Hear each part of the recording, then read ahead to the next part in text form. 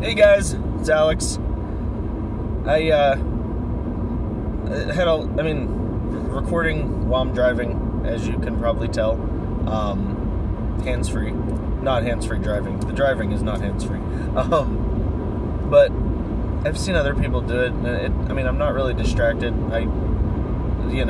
Talking doesn't really distract me from my driving, so the only thing that might distract me is if my phone falls, but in that case, I would choose the intelligent decision of paying attention to the car and the wheel and figuring out the phone later.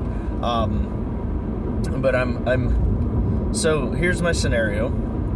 It's Monday morning, after a weekend that didn't feel long enough. I'm running a little late. I forgot to grab several things that I wanted to have with me. Not super important, but just little things. And now I'm stuck behind these two trucks that seem to think that they have to hold their brakes the entire way down every single hill and end up going like 10 miles below the speed limit each time. But you know what? Like I said, it's Monday, and I'd rather be in bed and, running late and, just forgot things. But, this is that crucial decision point. You can either, when you're having a day like this, when you start your day like this, you have a crucial decision to make. You are either setting yourself up for a bad day or setting yourself up for a good day. It is not, some magical force somewhere that just decides, oh, today is going to be a bad day. Today is one way or the other, depending on how you look at it. It's all dependent upon your outlook on the day. So I'm in this situation. I'm, running late, blah, blah, blah, all this stuff. But I'm going to choose that today is going to be good. I'm going to set my intentions. I'm going to, think about the positives. I had an awesome weekend. I had a great time Friday night. I had a great time Saturday all day. And then I had a great time Sunday all day as well. Like, I got to mow yesterday in nice warm weather. And then I went to my parents' house, had some awesome food and awesome cake, got some cool gifts and stuff like that, and got to hang out with my family, and so that was awesome.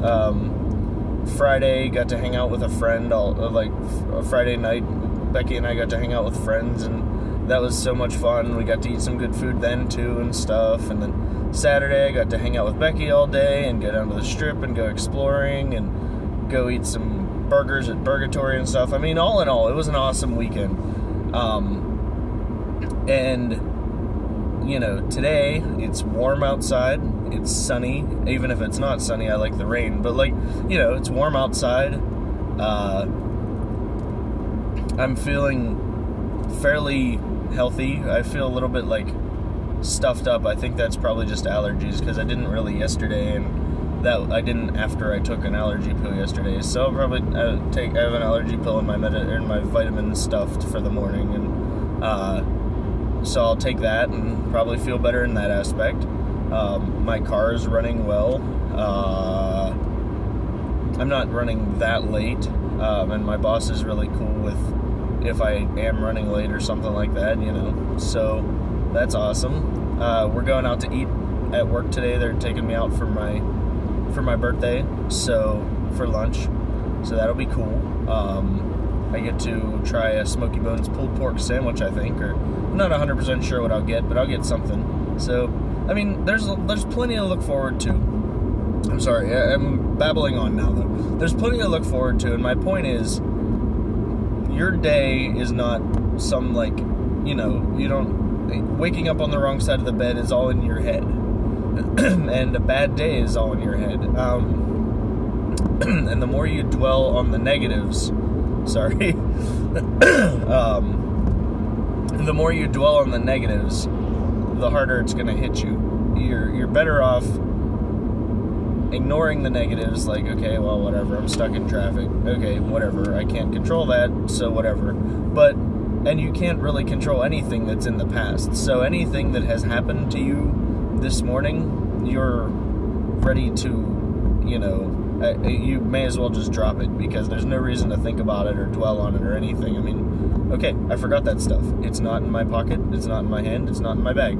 Okay, that's it. You know, I mean, there's not much else I can say about it. I'm not gonna go home and get it. I'm running late, and I'm in Katanning already, so I'm already far enough away that, I mean, either way, I wasn't gonna turn around and get it. It wasn't that important. And then this guy, like, people can't drive. Like, you can't see him, but there's like 3 lanes coming down here. This guy was going up the leftmost lane, and then I'm in the middle lane, and he just cut me off, deciding that, you know, he needs to learn how to drive better or something. But, you know, so, like, whatever, that happened. Okay, so now I go on with my day. Now I, you know, take a deep breath, because that pissed me off. Hold it for 5 seconds. There you go. You know, I mean, take your deep breath, you're full of smiles again, and then you're good. You know, I mean, just bottom line, what I'm trying to say is that your day, no matter what, is going to be how you make it. There are going to be external stimulus, external things happening to you, problems that you run into, things that you're not happy with, things that you're, you know, things that piss you off. But in the end, it's how you perceive them that makes or breaks you and your day. You know, okay, well, you know, I'm still stuck in traffic trying to get away from these people. Like, or, you know, oh wow, traffic just opened up. You know, I mean, like, bottom line though, what I'm trying to say is just that you're in control. And you knowing that, and taking focus and taking control, and, like, realizing and taking responsibility for your happiness, basically. Take responsibility for your happiness. You are in full control of it. Like I said, external stimulus, so, like, you know, I don't know. So I was watching this video yesterday. I really wish I could remember the channel's name that uploaded it.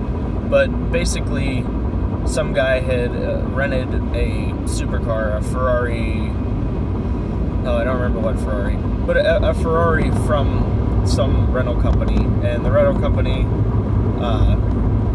you know, lent it to him for whatever, for his video. And so he started driving down the road, gassed it real hard, and he hadn't closed the bonnet well enough. Like, so the hood came up, smashed the windshield, bent the hood all up and stuff. And so he calls the owner. The guy's freaking out. Like, not the owner, the driver, the channel owner was freaking out. He's like, oh god, this is, you know, I've never damaged a car in my life, and now, you know, the first car I damage is this, like, several $100,000 car, and blah blah blah. And so he's freaking out. He calls the owner and says, look, you know, this happened, blah. And so then later they show up with a tow truck, and he says, okay guys, I'm assuming he was tongue-in-cheek with this, but he said, okay guys, I'm going to stop filming now for a few minutes to work this situation out, and if you don't hear from me again, I'm probably dead, or something like that. Like, probably, like, as in the owner was going to kill him, you know?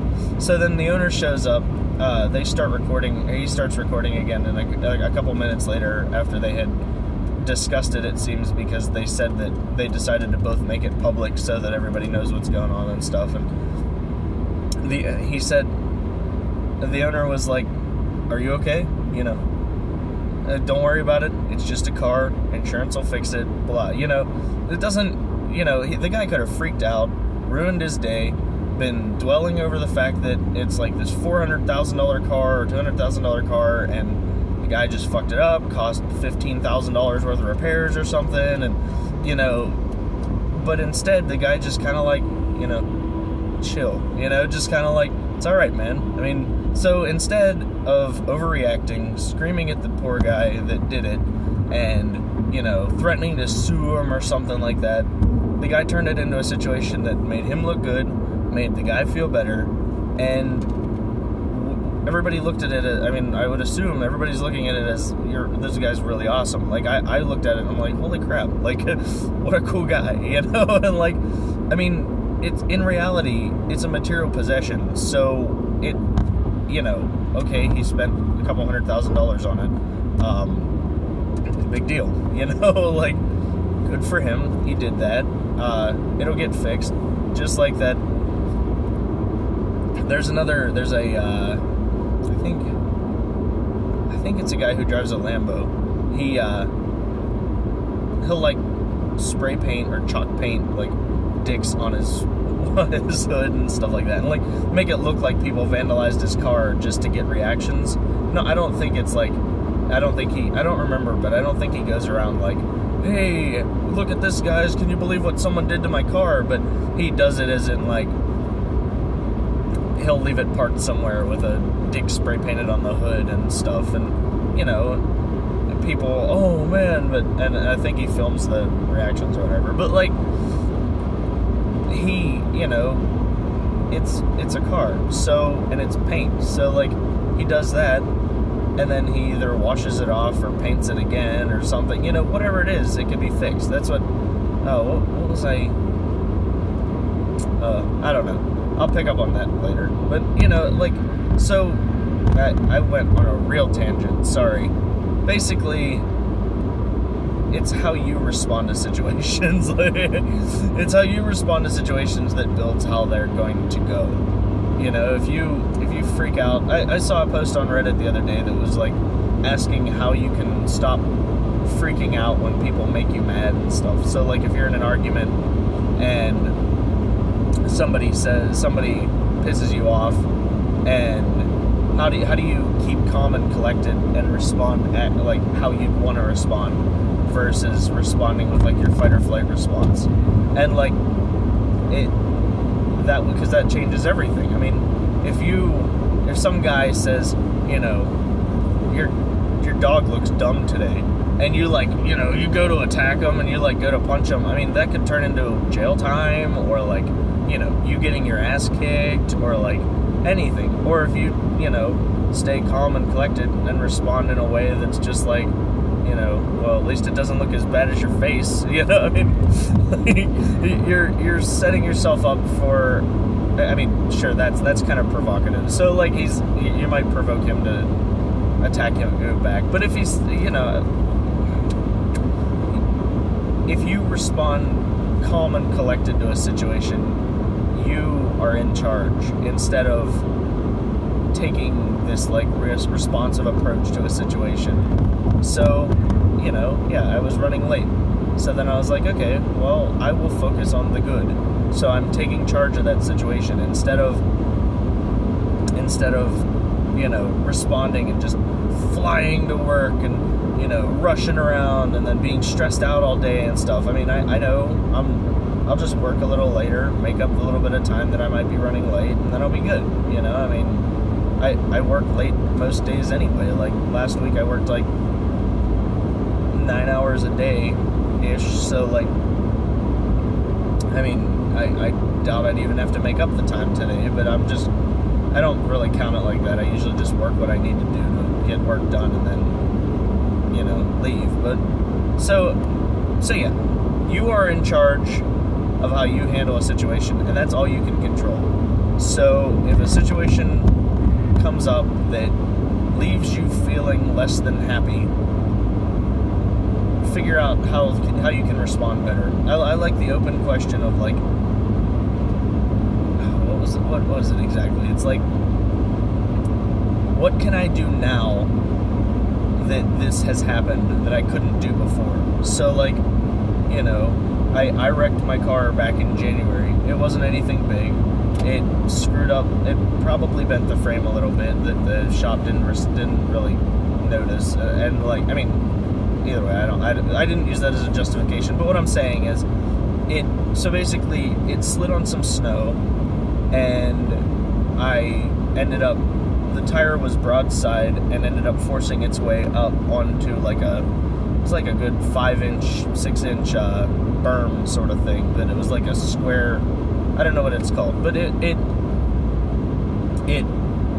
likely, I mean, it wasn't very good for the car. I spent, I think, $700-800 out of my pocket on it, and then insurance spent another like $1,600 or something.